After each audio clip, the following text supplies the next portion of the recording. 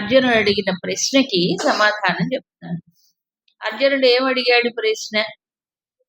మానవుడు ఎందుకు బలవంతంగా ఏదో లోపల నుంచి నెట్టి వేసినట్లుగా, తోసినట్లుగా, ఇష్టం లేకపోయినా ఎందుకు పాపం చేస్తున్నాడు? నిజానికి ఆన్సరు ఇంతకు ముందే చెప్పాడు భగవంతుడు కదా. కారణం ఏమిటి అనేది చెప్పాడు. కాకపోతే ఇంకా కన్ఫర్మేషన్ ఇంకా బాగా తెలుసుకోవడానికి అర్జునుడు ప్రశ్నించాడు. రాగద్వేషాలు ఉంటాయి ఇంద్రియ స్థాయిలో, వాటి వశము కావద్దు అని చెప్పాడు కదా. అక్కడ ఉంది నిజానికి అక్కడే. సరే, ఇప్పుడు ఇంకా స్పష్టంగా మరి అవగాహన కలిగించడానికి చెప్తున్నారు. రాగద్వేషాలు ఇంద్రియ స్థాయిలో ఉంటాయి కరెక్టే, వాటికి వశము కావద్దు అని ఒక ఇండికేషన్ ఇచ్చాడు. అంటే అర్థం ఏంటి?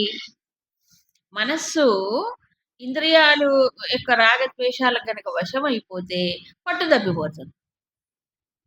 కాబట్టి ఏమన్నాడు అక్కడ? వాటికి మనస్సు లోను కాకుండా చూసుకో అన్నాడు. అప్పుడు ప్రశ్న, ఆహా, మరి మనస్సే రాగాన్ని కోరుకుంటుందిగా, అవునా? మనస్సే, ఇంద్రియాలకు పాపం ఏమీ తెలియదు నిజానికి ఆలోచిస్తే. అవి అమాయకం, అవి ఛానల్సే, గొట్టాలే ఇంద్రియాలు, అవునా? అంటే బయట నుంచి విషయాలని లోపలికి తీసుకొచ్చి పడేస్తాయి కానీ వాటికి ఏమి ఉండదు, వాటికి ఏమీ తెలియదు. మనస్సేగా అక్కడ రాగానికి కానీ ద్వేషానికి కానీ మరో దానికి లోనయ్యేది మనస్సేగా మరి అప్పుడు, అవునా కాదా? కాబట్టి దాన్ని నియమించటమే ఇక్కడ చేయవలసింది. అందుకు భగవంతుడు చెప్పాడు, ముఖ్యమైనటువంటి 2 శత్రువులు అంతఃశత్రువులు అంటారు. బాహ్య శత్రువుల కంటే అంతఃశత్రువులు చాలా పవర్ఫుల్. అంతేకాదు గెలవటం కూడా కష్టమే. ఇంటి దొంగని ఈశ్వరుడైనా పట్టుకోలేడు అంటారు తెలుగులో సామెత. ఇంటి దొంగ అంటే లోపలే ఉన్న దొంగలు కాదు శత్రువులు. దొంగలైతే దోచుకొని వెళ్ళిపోతారు. శత్రువులు ఏం చేస్తారు? చంపేస్తారు. అందుకని మహాజనో మహాపాప్మ. ఈ కామక్రోధాలు ముఖ్యం, మిగతావన్నీ వీటి బై ప్రోడక్ట్సే. ఇది బాగా పవర్ఫుల్. అందుకే చెప్పాడు అశన మహాపాప్మ. ఏమిటి వీటిలో డిఫెక్ట్ అంటే, కామమేమో తిండిపోదు. అంటే ఏంటి? ఎన్ని వస్తువులు అనుభవించినా ఇంకా కావాలి, ఇంకా కావాలి, ఇంకా కావాలి, ఇక చాలు అనదు. ఎవరు? కామం, కోరిక. అంటే ఎన్ని కోరికలో ఈ తలపైన ఎంత, దానికంటే ఎక్కువ కోరికలు ఉంటాయి మనిషి. ఇకపోతే మహాపాప్మ. ఈ కోరికలు తీరకపోతే, ఏ క్రోధం అయితే వస్తుందో, లేకపోతే కామం ఎప్పుడైతే ప్రకోపిస్తుందో, అది తీరక ప్రకోపించినప్పుడు, క్రోధానికి కూడా లోనైనప్పుడు ఇంకా పాపం చేస్తాడు. ఘోరమైనటువంటి పాపములు చేయకూడని పనులన్నీ చేస్తాడు. కాబట్టి ఎక్కువ పాపాచరణకి మూలం ఏమిటంటే బేసు కామం, దానివల్ల వచ్చే క్రోధం. అందుకని క్రోధోన్మత్తుడు అంటారు, కామోన్మత్తుడు అంటారు. అంటే ఉన్మత్తత వస్తుంది అప్పుడు వాడికి. ఉన్మత్తత అంటే ఏంటి? పిచ్చి వస్తుంది. అప్పుడు ఏమవుతుంది? విచక్షణ వివేకం అనేది ఉండదు, బుద్ధి పనిచేయదు. కాబట్టి ఆవేశానికి లోనైపోతాడు. అప్పుడు కదా పాపం చేస్తాడు. బుద్ధి విచక్షణ ఉన్నటువంటి వాడు పాపం చేయడు కదా. అందుకు ఇదే శత్రువులైనా తెలుసుకో. ఎక్కడి నుంచి వస్తున్నాయి ఇవి? దీనికి మూలమైన రజోగుణ సముద్భవ. ఈ 3 గుణాలు ఉంటాయి కదా ప్రతి జీవుడికి. ఏమిటి 3 గుణాలు? సత్వరజస్ తమో గుణాలు ఉంటాయి. ఆ 3 గుణాల్లో రజస్సు, రజహ అంటే అందరికి తెలుసు. రజస్సు అంటే ఏమిటి? దుమ్ము, ధూళి. దుమ్ము కళ్ళల్లో పడితే ఏమవుతుందండి? కళ్ళు కనిపించవు కదా. ఈ రజోగుణం ప్రకోపించినప్పుడు, కామక్రోధాలని ఆవేశం వచ్చినప్పుడు కళ్ళు కనిపించవు. కళ్ళు అంటే ఏమిటి? ఇక్కడ దృష్టి పాడైపోతుంది. మెయిన్ అక్కడ జరుగుతుంది. ఎప్పుడైతే దృష్టి పాడైపోయిందో ఏమవుతుంది? గుర్తు రాదేవి. అదే మనకి ఇంతకు ముందు శ్లోకాల్లో ఏం చెప్పాడు? విషయాధ్యాయతో విషయాన్ పుంసః సంగస్తేషూపజాయతే సంగాత్ సంజాయతే కామః, ముదిరిపోతుంది. తర్వాత క్రోధం, తర్వాత క్రోధాద్భవతి సమ్మోహ, సమ్మోహాత్ స్మృతి విభ్రమ బుద్ధినాశ. ఇప్పుడు ఎక్కడ దాకా తీసుకుపోయింది? అది బుద్ధి పోతే అన్ని పోయినట్లే. ఎందుకంటే మానవుడిని జంతువు స్థాయి నుంచి వేరు చేసేది బుద్ధే. ఆ బుద్ధే పోతే మానవుడు ఏమవుతున్నప్పుడు పశువు అయిపోతాడు. ఆ బుద్ధి కోల్పోతే పశుతుల్యముగా ప్రవర్తిస్తాడు, పశువుగానే ప్రవర్తిస్తాడు. అది నిలబెట్టుకోవాలి. అది నిలబెట్టుకోవాలంటే ఈ రెండింటికి ఈ శత్రువులుగా గమనించి జాగ్రత్తగా ఉండాలి. ఇప్పుడు ఎట్లా ఉంటుందంటే, ఎక్కడో దూరంగా ఉండే శత్రువులైతే మనకేం ప్రమాదం లేదు. మన పక్కనే ఉన్నాడు, ఐదు ఆయుధాలు పెట్టుకొని. అవునా? పక్కలో బల్లెం అంటారే, పక్కనే మన పొరుగువాడే ఆపోజిట్ అనుకోండి, శత్రువు అనుకోండి, పక్కవాడే గోడ అడ్డం అనుకోండి, అప్పుడు ఎంత ప్రమాదం. ఎప్పుడు వచ్చి మీద పడతాడో తెలియదు కదా. ఇది కూడా అంతే. ఇవి ఎక్కడున్నాయి? కామక్రోధాలు లోపల నుంచే వస్తాయి, రజోగుణంలోంచి వస్తాయి. అప్పుడు ఎప్పుడు వచ్చి అటాక్ చేస్తాయో తెలియదు కదా. సడన్ గా వస్తాయి, అకస్మాత్తుగా వస్తుంది ఎవరికైనా. నేను వస్తున్నాను, నువ్వు జాగ్రత్త అని విజిటింగ్ కార్డు ఇచ్చి ఫోన్ చేసి చెప్పి వస్తాయండి ఈ ఆవేశాలు. కాదు, చెప్పి రావు, ఒక్కసారిగా ఏమిటంటారు, విజృంభిస్తాయి. అలా అకస్మాత్తుగా విజృంభించినప్పుడు ఈ బుద్ధి కూడా పనిచేయదు అప్పుడు మనిషికి. అందుకని ఏం చేయాలి? ఎప్పుడు జాగ్రత్తగా ఉండాలి. శత్రువు పొరుగున ఉంటే ఎంత జాగ్రత్తగా ఉండాలి. అందుకే చూడండి, పొరుగు పాకిస్తాన్ వాళ్ళు వీడున్నప్పుడు చాలా అప్రమత్తంగా ఉండాలి. అన్ని ఆయుధాలను సిద్ధం చేసుకొని వాడు ఎప్పుడు అటాక్ చేస్తాడో ఎదుర్కోవటానికి సిద్ధంగా ఉండొద్దు, దేశ రక్షణ కోసం. అలాగే ఇక్కడ కూడా అంతే, తన్ని తాను రక్షించుకోవడానికి. అవునా? కాబట్టి ఎవడైతే శత్రువో ఆ శత్రువుని చేరదీస్తే ఏమైపోతాడు చెప్పండి? ఏమవుతాడు? కాబట్టి విద్యేన మిహవైరడం, శత్రువులు బయట కాదు లోపల ఉన్నారు అనేది ముందు తెలుసుకో. అప్పుడు శత్రువు అన్నప్పుడు జాగ్రత్తగా ఉంటాడు. అమ్మో వాడు వచ్చి మీద పడుతున్నాడు, ఇలా అలర్ట్గా ఉండి గుర్తించాలి. ఈ ప్రకోపములు వచ్చినప్పుడు గుర్తించాలి. గుర్తించినప్పుడు దాన్ని ఎదుర్కోవడానికి సిద్ధపడతాడు. అవునా కాదా? ఇది నా మిత్రుడు అనుకున్నప్పుడు, ఇది నాకు స్నేహితుడు అనుకున్నప్పుడు ఏం జరుగుతుంది? అది ఏమవుతుంది? చెయ్యి కలుపుతాడు. దేంతో? కామం, కోరికతో. చెయ్యి కలిపినప్పుడు అది ఊరుకుంటుందా? పోదాం. ఎక్కడికి? బజార్కి. అంటే విషయాల్లోకి వెళ్ళిపడుతుంది. అంతే, జంటగా వెళ్ళిపడుతుంది. అంటే మనసు లాగి తీసుకెళ్ళి పడేస్తుంది. అవునా? అందుకని శత్రువుగా చూడమన్నాడు. ఇప్పుడు ఎవరు శత్రువు అండి? లోపలే శత్రువు. కాబట్టి ఎప్పుడైతే శత్రువుగా చూస్తాడో దాని బారి పడకుండా జాగ్రత్త పడతాడు.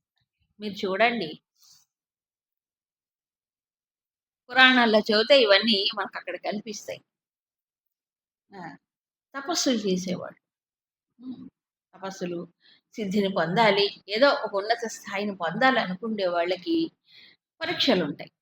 చేసేవాడికే పరీక్షలు, చేయని వాడికి పరీక్షలు లేవు. తపస్సు చేసేవాడికి, సాధన చేసేవాడికే ఉంటాయి. ఇవి వస్తాయి, ఏదో ఒక టెంప్టేషన్స్, మనసు చెదరగొట్టేటువంటి ఆకర్షణలేవో అక్కడ వస్తాయి, ఎదురవుతాయి. వచ్చినప్పుడు ఇప్పుడు ఎప్పుడైతే గుర్తిస్తాడో అమ్మో ఇది ఇది ప్రమాదం అని గుర్తించినప్పుడు ఏమవుతాడు? జాగ్రత్తగా ఉంటాడు, అలర్ట్గా ఉంటాడు, వాటిని ఎదుర్కోవడానికి ప్రయత్నం చేస్తాడు కదా.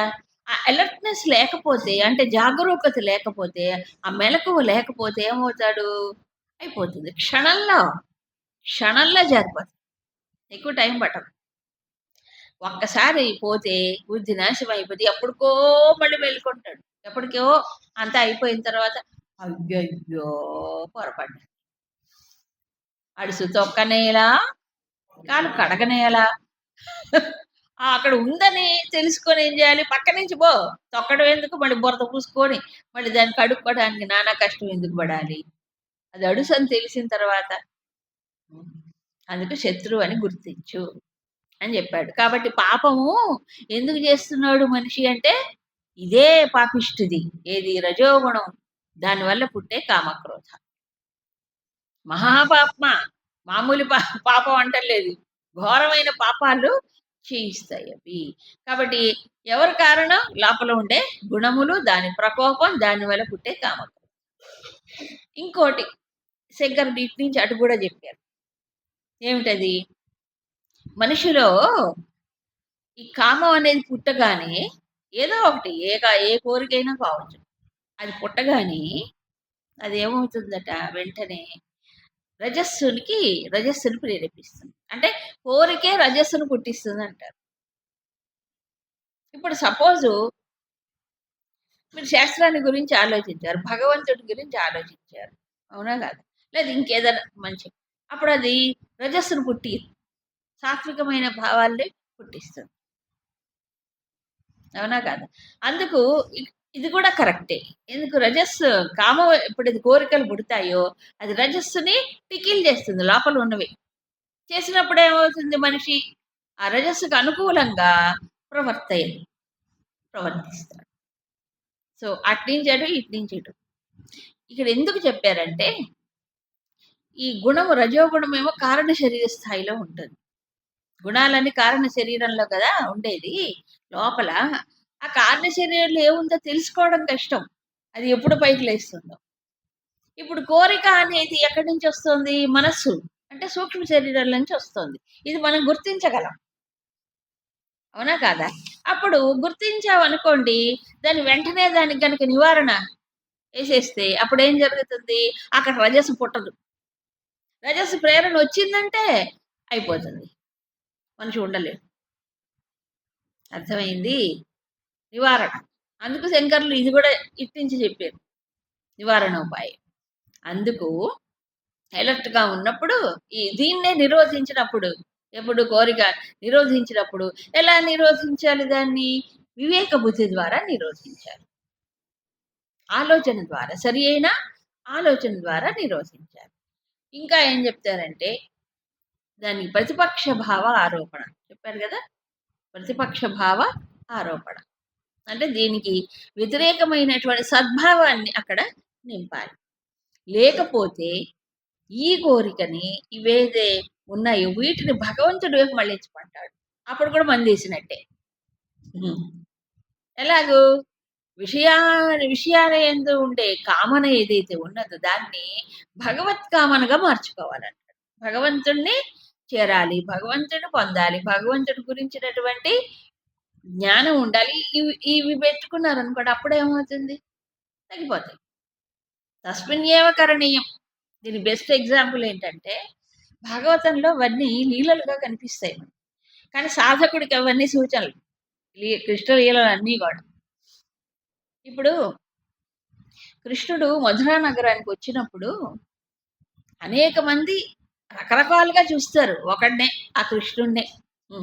ఒక్కొక్కళ్ళు ఒక రకంగా చూస్తారు, అవునా? అందులో ఆవిడ త్రివక్ర అంటే 3 వంకర్లు ఉన్నాయి. ఆవిడ కుబ్జ, గూని కుబ్జ వంగిపోయి ఉంటుంది. అది 3 వంకర్లు ఉన్నాయట, పైగా ఒకటి కూడా కాదు. అది చూసింది. చూసి అవెవరు? కంసుడి యొక్క దాసి. కంసుడు వాళ్ళ అంతఃపురంలోకి వెళ్ళి ఈ సుగంధ ద్రవ్యాలు, మేకప్ మ్యాన్ అంటారే, మేకప్ బ్యూటీషియన్ ఇంకా చెప్పాలంటే బ్యూటీషియన్ కానీ ఆవిడ బ్యూటీగా ఉండదు, అందంగా ఉండదు. చేస్తుంది. కృష్ణుడిని చూడగానే ఆవిడకి చాలా దివ్య రూపం కదా కృష్ణుడిది, ఆకర్షణీయమైన రూపం కదా. ఆ ఇద్దరిని చూడగానే మోహం వచ్చేస్తుంది. అయితే కృష్ణుడు కూడా లీల చేస్తాడు అక్కడ, ఈవని దాంట్లోంచి విడిపించాలని చూసుంటాడు. ఎక్కడి నుంచి వస్తున్నావు నువ్వు అని అడిగాడు. అంటే ఏ కంసుడు అంతఃపురం నుంచి వస్తున్నా, నేను ఈ పని చేస్తున్నా, అయితే మాకు కూడా కొంచెము మైపూతలు పుయ్యవు అని అడిగట. అంటే అలంకారం అయ్యో ఉంటాయి కదా, అవన్నీ కూడా చెయ్యవు అని అడిగట. ఇది చూసి, ఆ రూపాన్ని చూసి, అబ్బా ఈ రూపానికి చేస్తే నేను ధన్యమైపోతాను అనుకుందట. అంత మంచి ఇది కదా కృష్ణుడి యొక్క రూపం. అందుకని చాలా ఇష్టంగా చేసిన తర్వాత మోహం వచ్చేసింది దాన్ని. నీకేం కావాలి కోరుకో అంటే ఏం చేసింది, నా ఇంటికి రా అని పిలిచేది. పిలిస్తే కృష్ణుడు దాన్ని కూడా యాక్సెప్ట్ చేశాడు. ఆయన మహానుభావుడు కదా, ఆయన భగవంతుడు కదా. ఇది ఏదో ప్రేమతో కొంచెమైనా సేవ చేసింది కదా. అందుకని ఆయనకు అనుగ్రహం కలిగి సరే అన్నాడు, కాదనిలే ఆయన. సరే జరిగేది జరిగింది. అప్పుడు ఈయన ఏం చేశాడంటే, దాని శరీరంలో 3 వంకర్లు ఉన్నాయి కదా, ఆ 3 వంకర్లను తీసేశాడు ఒక్కసారి. ఇట్లా అన్నట్ట. కాలు మీద కాలు పెట్టి నొక్కి, ఈ చేత్తో గడ్డాన్ని ఇలా ఎత్తేటప్పుడు 3 వంకర్లు పోయినాయట. మంచి రూపం వచ్చింది. సో, భగవంతుడి వైపు మళ్ళించింది కాబట్టి ఏమైంది? ధన్యం అయిపోయింది కామము కూడా. అవునా? అంటే ఏ నెగెటివ్ థాట్ అయినా సరే, అది భగవంతుడి వైపు తిప్పితే శుద్ధమైపోతుంది. ఎందుకు? ఆయన ఎవరు? పవిత్రాణం పవిత్రమ్యో మంగళానాం చ మంగళం. పవిత్రము చేసే వాటికి పవిత్రతను చేకూర్చేవాడు భగవంతుడు. ఆయనలో ఆయన వైపు మళ్ళిస్తే కామమైన, క్రోధమైన, మోహమైన ఏమవుతాయి అవి? శుద్ధయిపోయి ఈ మనసుని ఏమి చెయ్యవు, చేయలేవు కదా. కాబట్టి ఈ శత్రువుని మనం ఎదుర్కోవాలంటే ఎన్నో ఉపాయాలు ఉన్నాయి. తస్మిన్ ఏవ కరణీయం. నారద భక్తి సూత్రాలు చెప్పింది అదే. అటువైపు తిప్పు, ఆయన వైపు మళ్ళించు. నీకు ప్రమాదం ఉండదు. ఇప్పుడు శత్రువు వచ్చి ఇట్లా అంటే మనకు ప్రమాదం, అటాక్ చేస్తే. అవునా కదా? అప్పుడు మనం ఏం చేయాలి? దీన్ని అటు తిప్పాలి. అటు తిప్పితే ఆయన చూసుకుంటాడు. అవునా? అటు భగవంతుడి వైపు తిప్పారనుకోండి, ప్రమాదం లేదు. ప్రమాదం లేదు. అవునా? అందుకని ఇది వైరి. ఎప్పుడు పొరపాటును కూడా చెయ్యి కలపకూడదు. సరే, ఇప్పుడు ఈ ఆవరణ ఏం చేస్తుందండి? ఈ కామము అంటే ఆవరిస్తుంది, ఆవహిస్తుంది.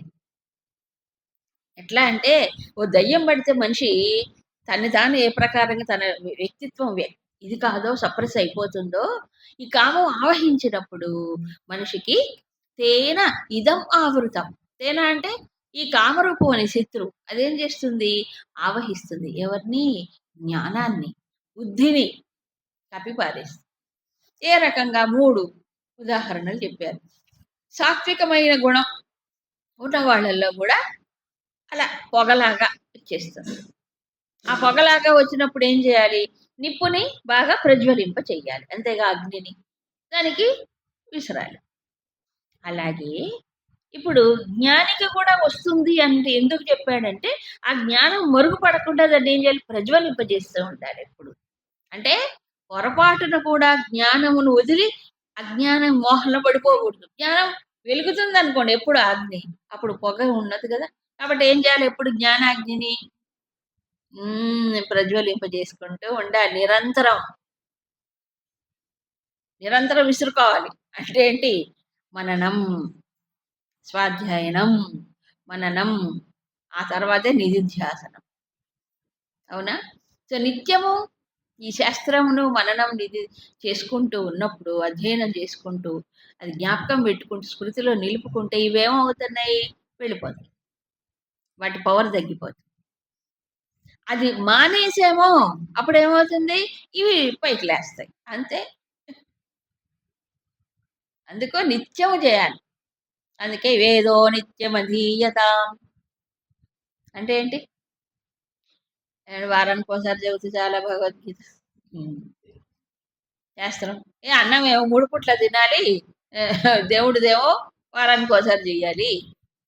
అన్నము తినడము ఎంత ముఖ్యమో, ఈ జ్ఞానం రోజు దీన్ని నిలుపుకోవడానికి ఏ సాధన అయితే అదంతా ముఖ్యం. అది కూడా అంతే ముఖ్యం. ఏమరపాటు అనేది కూడదు అని చెప్పాడు. ప్రమాదో వై మృత్యు అని చెప్పాడు. మృత్యువే ఏమరపాటు. సరే, సత్వగుణం ఉన్నప్పుడు బెటర్, వెంటనే వెళ్ళిపోతుంది. రజస్సు ఉన్నప్పుడు విశేష ప్రయత్నం చేయాలి. ఇది ఆలోచన స్థాయిలో కంట్రోల్ చేసుకోలేడు రజోగుణి. ఏం చేయాలి? అప్పుడు వెళ్ళి కర్మల్లోకి పడిపోవాలి. ఆ ఫోర్స్ని తట్టుకోలేడు మనిషి.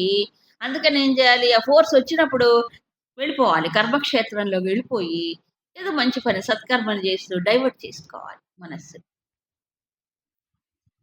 తర్వాత తమస్సు. తమస్సు ఉన్నప్పుడు చేయలేడు, ప్రయత్నం చేయలేడు, గుర్తించలేడు కూడా కదా. కాబట్టి అలాంటి వాడికి ఏమవుతుంది?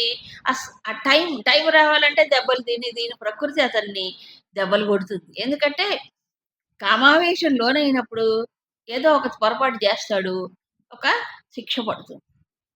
అవునా? ఇలా ప్రకృతి వల్ల అంటే అనుభవంతో ఎప్పటికో నేర్చుకుంటాడు పాఠాలు. కానీ తొందరగా రాదు. సరే చెప్పాడు. చెప్పి ఏమన్నాడు? జ్ఞానినో నిత్యవైరిణ. ఏం ఆవహిస్తుందంటే జ్ఞానమును ఆవహిస్తుంది ఇది. కాబట్టి జ్ఞాని అయినటువంటి వాడికి ఇది వైరమే, నిత్యము వైరమే దీంతో. అంటే దీని అర్థం ఏంటి? జ్ఞాని అయినటువంటి వాడే కామమును శత్రువుగా గుర్తిస్తాడు, దాన్ని దరిచేరకుండా జాగ్రత్త పడతాడు. అది ప్రకోపించక ముందే, అది ఉద్ధృతము కాకముందే గుర్తిస్తాడు. ఇక్కడ శంకరులు అపూర్వం అన్నాడు. అంటే అది తన పెచ్చు మీరక ముందే గుర్తిస్తాడు. గుర్తించటం వల్ల మెలకువగా ఉండి జాగ్రత్తగా ఉండి దానికి వశం కాకుండా దాన్ని తరిపడతాడు, దాని ప్రభావాన్ని లేకుండా చేసుకుంటాడు. అందుకు వైరం, నిత్య వైరం. మరి మూర్ఖుడికి వైరమే లేదు. వైరం లేకపోగా స్నేహం, దేంతో? ఈ కామంతో, కోరికతో స్నేహం. కాబట్టి పోదాం హాయిగా షికారుకు పోదాం రా వెళ్ళిపోతుంది. కాబట్టి మూర్ఖుడికి ప్రయత్నం లేనివాడికి ఏముంది అక్కడ? మనసు చెప్పినట్టే వింటే ఇంక స్ట్రగుల్ ఏముంది అక్కడ? మనసు చెప్పినట్టు వినకపోవడమే కదా వివేక బుద్ధి చేయాల్సినటువంటిది, దాన్ని కోఆపరేట్ చేయకూడదు. అవునా? సమస్య ఉన్నప్పుడు ఏమవుతుందంటే అంతా అయిపోయిన తర్వాత చేతులు కాలేక ఎప్పటికో తెలుస్తుంది. అదే ఒక్కసారి తెలియదు, ఒకసారి కాదు 2 సార్లు, అనేక సార్లు పడితే తప్ప తెలియదు, అర్థంగా. ఇది తమస్సు వల్ల. అయితే ఇక్కడ ఇంకో వార్నింగ్ ఇచ్చాడు భగవంతుడు.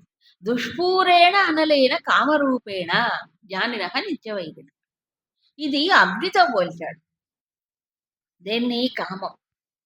విచిత్రం ఏంటంటే అగ్నిని అనేక సందర్భాల్లో ఉదాహరణగా తీసుకుంటారు. జ్ఞానాగ్ని అంటాడు, కామాగ్ని అంటాడు, క్రోధాగ్ని అంటాడు. నిజమే, అవునా? కామం కూడా అగ్నే. ఎలాంటి అగ్ని? పూరింపలేని, తృప్తి కలిగించలేని అలాంటి స్వభావం. అగ్నికి ఎవడు తృప్తి కలిగించలేడు, పెరుగుతుంది. కాబట్టి పోన్లేండి, ఇది తీర్చుకుంటే కాస్త ఏమన్నా దాన్ని అడిగింది ఇచ్చావనుకోండి, అది పడి ఉంటుందిలే అనడానికి లేదు. నువ్వు అడిగింది ఇచ్చావా? ఒకటి ఇచ్చావా? ఇంకోటి ఏది అని అడుగుతుంది. అవునా కదా? పోనీ 2 ఇచ్చావనుకో, దానికి ఇంకేం చేస్తుంది? 4 కావాలంటుంది. అందుకని డిమాండ్లు ఏం తగ్గవు. అందుకని తీర్చుకోవటం ద్వారా దీన్ని సంతృప్తి పరుద్దామంటే అది కాని పని అని చెప్తున్నాడు. దుష్పూరేణ అనలే. దుష్పూరం. ఎన్ని జన్మలు ఎత్తుతున్నాడు మానవుడు? ఎన్ని జన్మలు ఎత్తినా మళ్ళీ ఆ ఉపాధులు ఉన్నాయి కదా, ఆ ఉపాధుల్లో ప్రవేశించి మళ్ళీ అవే విషయ వస్తువులు. యుగాలు జన్మలు గడిచిపోతున్నాయి. ఏమన్నా నాకు చాలే ఇన్ని జన్మల్లో అనుభవించా అంటే కొత్త ఉపాధి వచ్చింది కాబట్టి కొత్తగా మొదలు పెడుతుంది బిజినెస్. దాన్ని పూరించి తృప్తి పరుద్దామంటే కాదు. కాబట్టి ఏం చేయాలి? అది కంటకం. అదేం చేస్తుంది? జ్ఞాన మార్గానికి, శ్రేయో మార్గానికి అది ఏమవుతుంది? ఆటంకం కలిగిస్తుంది. ముక్తి మార్గం వైపు మళ్ళించదు. అది మెయిన్. ముక్తి మార్గం జ్ఞానం కూడా పోగొడుతుంది. బుద్ధినాశనం అన్నాడు కదా, జ్ఞానం కూడా పోతుంది. ఇక విజ్ఞానమే ఉంది అందులో. జ్ఞానమే పోయినప్పుడు ఇక విశేషమైన జ్ఞానం, అనుభవ జ్ఞానం అనేది అసంభవమే. అందు కనీసం జ్ఞానం వల్ల నిలుపుకోవాలి కదా, తర్వాత కదా విజ్ఞానం వచ్చేది. జ్ఞానం నిలుపుకోవాలంటే దీనికి ఏం చేయాలి? బుద్ధి చెప్పాలి. ఓహో, సరే బానే. మరి అయితే ఈ కామము అనే శత్రువు ఎక్కడ ఉంటుంది? దాని చెప్పాలి కదా, మన గూగుల్లో లొకేషన్ చెప్తా చూడండి. మేము పలానా చోట ఉంటామని లొకేషన్ పెట్టినట్టు ఈ కామం దానికి లొకేషన్ ఏంటి? ఎక్కడ ఉంటుంది అది? ఎక్కడ ఒక చోట ఇక్కడ ఉంటుందని చెప్తే అక్కడికి వెళ్ళి దాన్ని పని పట్టేసి వస్తాం, దాన్ని అంత తేల్చేస్తాం. ఎక్కడ ఉంటుంది చెప్తున్నాడు భగవంతుడు. ఇంద్రియాణి మనోబుద్ధి అస్యాధిష్టానముచ్యతే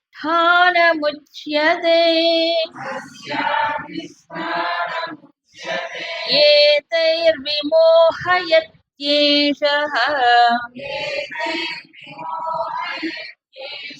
జ్ఞానమావృత్య దేహినం తస్మాత్ త్వమింద్రియాణ్యాదౌ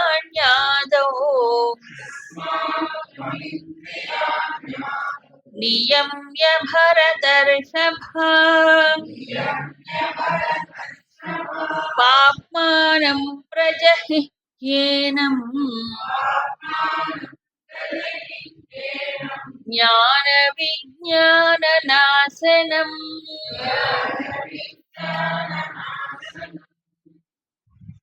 అస్య అధిష్టానం, అస్య అంటే కస్య, కామస్య, కామానికి అధిష్టానం అంటే మూలాలు ఎక్కడ? ఇంద్రియాణి, ఇంద్రియ స్థాయిలో, మనహ, మనోస్థాయిలో, బుద్ధి, బుద్ధి స్థాయిలో కూడా ఉంటుంది. అంటే దానికి ఏంటంటే బిజినెస్, ఒక పెద్ద ఇంటర్నేషనల్ బిజినెస్ వాడి సంస్థలు ఉన్నాయి అనుకోండి, వాళ్ళకి బ్రాంచెస్ చాలా ఉంటాయి. ఉండవు, చాలా చోట్ల బ్రాంచెస్ ఉంటాయి. అట్లే కామానికి కూడా బ్రాంచెస్ ఉన్నాయి. ఏమిటంటే ఇంద్రియములు 5, మనస్సు, తర్వాత బుద్ధి కూడా. పాప అదేదో మంచి మార్గాన్ని చెప్పి దాంట్లో కూడా. సో అంత సర్వవ్యాపకమై ఉంటుంది మానవుడి వ్యక్తిత్వంలో, అని అర్థం. ఏతైహి ఏమవుతుంది? విమోహయతి దేహినం జ్ఞానం ఆవృత్య. ఇది ఏం చేస్తుంది? మొట్టమొదటిగా ఈ జీవుడిని, దేహినం దేహంలో ఉండేవాడిని, జ్ఞానం ఆవృత్య, జ్ఞానాన్ని ముందు కప్పేసేస్తుంది, నల్లటి తెర వేసేస్తుంది. తెర వేసేసి విమోహయతి, మోహంలో పడేస్తుంది. సో జ్ఞానం కప్పివేయటం వల్లనే మోహం వస్తుంది, అంటే అజ్ఞానం వల్లనే మోహం వస్తుంది, అంతే. ఇప్పుడు ప్రాక్టికల్ ఎగ్జాంపుల్ చెప్తా. దొంగవాడు వచ్చాడు, దొంగతనం చెయ్యాలి. ముందు ఏం చేస్తాడంటే వాళ్ళని గుర్తించకుండా ఉండడానికి కరెంటు ఆఫ్ చేసేస్తాడు. అవునా? ఎక్కడో ఒక చోట ఆఫ్ చేసేస్తాడు అనుకోండి, మొత్తం చీకటి అయిపోతుంది.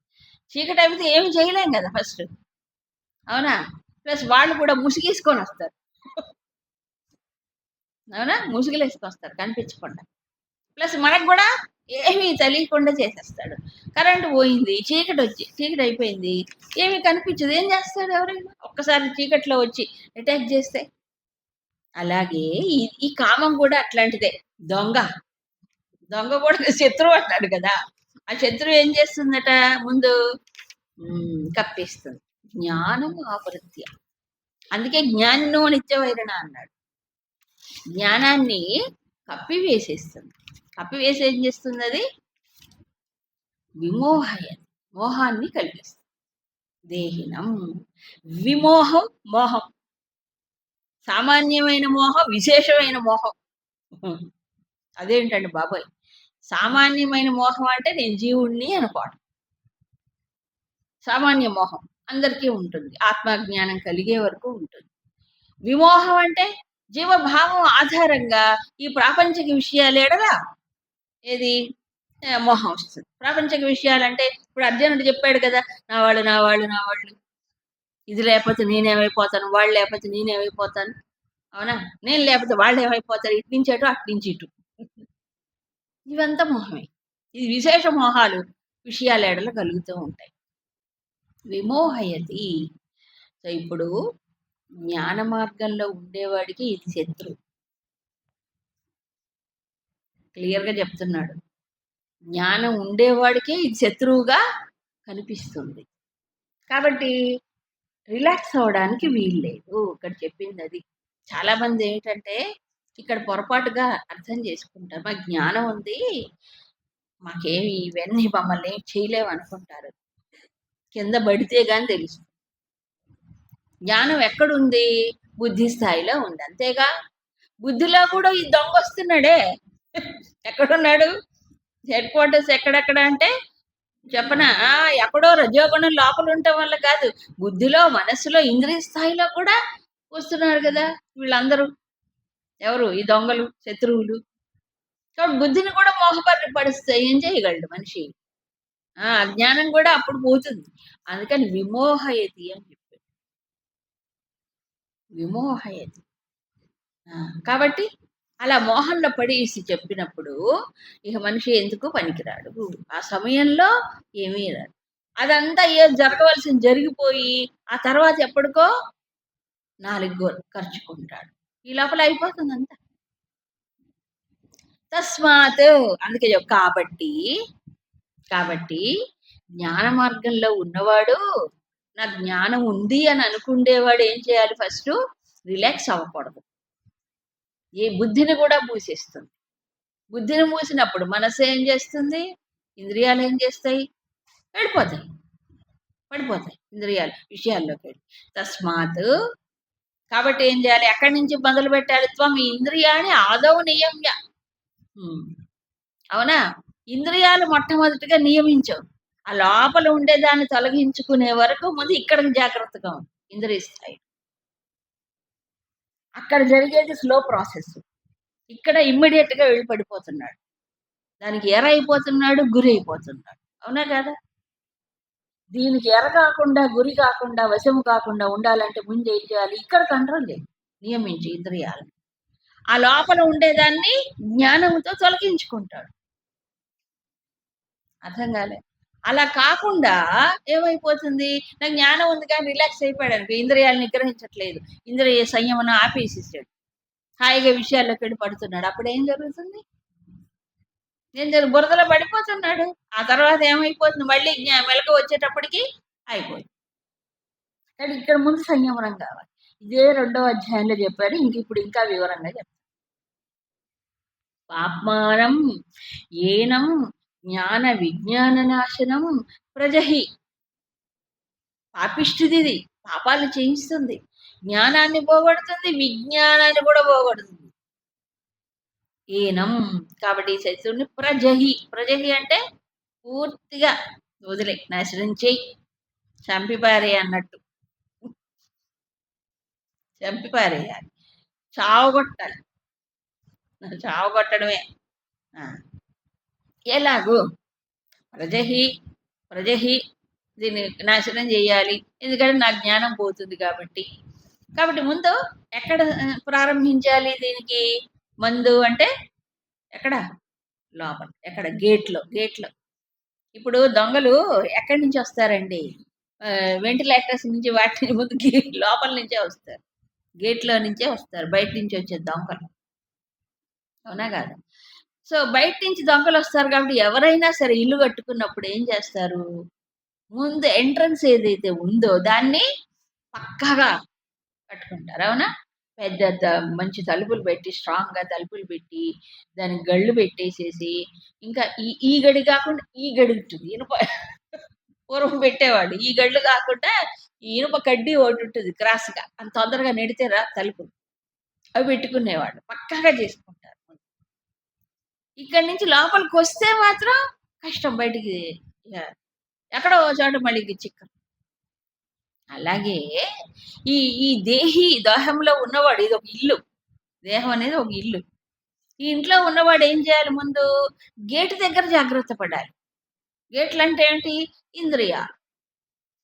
ఇంద్రియాల్లో నుంచి కదా లోపలికి వచ్చేది విషయాలు. ఆ విషయాన్ని ధ్యానిస్తే కదా కామంగా మారేది. అవునా? అవునా కాదా? ఎప్పుడు కామరూపాన్ని దాలుస్తున్నాయి? సంఘం ఏర్పడుతుంది ముందు. సంఘం ఎప్పుడు ఏర్పడుతుంది? విషయాన్ని ధ్యానించినప్పుడు సంఘం ఏర్పడుతుంది. కాబట్టి విషయాలు లోపలికి వచ్చేటప్పుడే నియమించాడు అనుకోండి, సంఘము రాదు, కామరూపాన్ని దాల్చవు, అప్పుడు ఫైటింగే లేదు, తగ్గిపోతుంది. అవునా? ఎలాగుంటుందంటే తర్వాత అధ్యాయంలో వస్తుంది ఇది. ఈ సాధకుడి యొక్క జీవనము మధ్యలు మోగిస్తారు. మధ్యలు అంటారు. మధ్యలు అంటే 2 పక్కల మోగిస్తారు. చెప్పాను తెలుగులో సామెతలు బోల్డ్ బాగుంటాయి. రోలు మొత్తుకుంటుందంట మధ్యలతో, ఏమని? నన్ను దంచుతున్నారు. అప్పుడు మధ్యలో అంటుంది, నేను ఒక్కవైపే దంచుతున్నారు, నన్ను 2 పక్కల మోదుతున్నారు అందరు. రెండు పక్కల మోదటం అంటే ఏంటి? బయట నుంచి విషయాలు అటాక్ చేస్తాయి. లోపల సంస్కార రూపంలో ఉండే రజోగుణం ఉంది చూసారా? అది కూడా లోపల నుంచి బయటికి తంతుంది.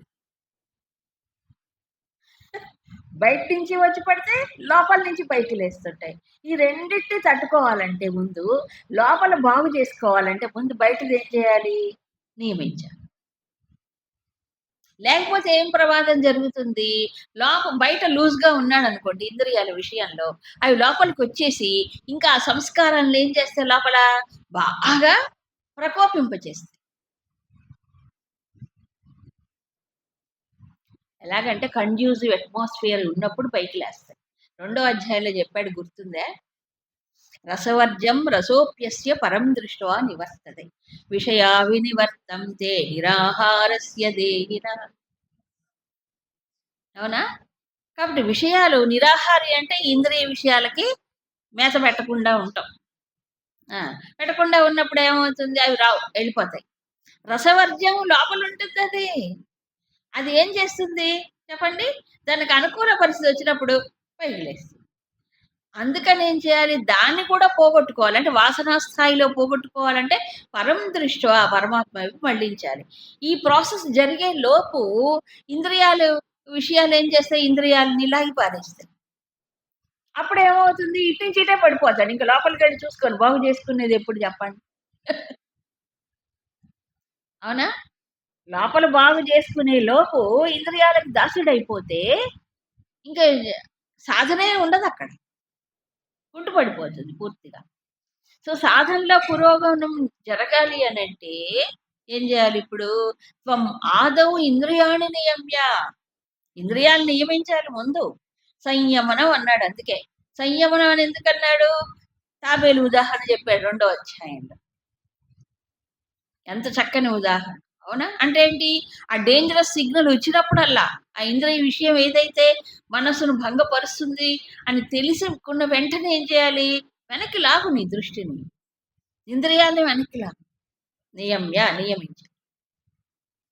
ఎప్పుడైతే ఇంద్రియాలు నియమించాడో మనస్సులో ఆ సంఘభావం కదా, దాని గురించి చింతన చేయటం, దాని గురించి ధ్యానించటం, దానితో సంఘం, ఈ కామ రూపాన్ని దాల్చకుండా అక్కడ ఫస్ట్ స్టెప్‌లోనే నిరోధించబడింది. అవునా? లేకపోతే లోపల ఉన్న దానికి బాగా నీరు పోసినట్టే. అంతేగా? లోపల ఉన్న రజోగుణానికి బాగా నీరు పోసినట్లు అయిపోతుంది. కాబట్టి ముందు చేయవలసింది అది చెప్పాడు. బాగుంది. ఇంతటితో అయిపోయిందా సాధన? ఇంద్రియాన్ని నియమిస్తే అవ్వదు. ఏం చెయ్యాలి ఇప్పుడు? పూర్తిగా దాన్ని నిరోధించాలి. ఏది? కామరూప శత్రువుని పూర్తిగా నిరోధించడానికి ఏం సాధన చెయ్యాలి?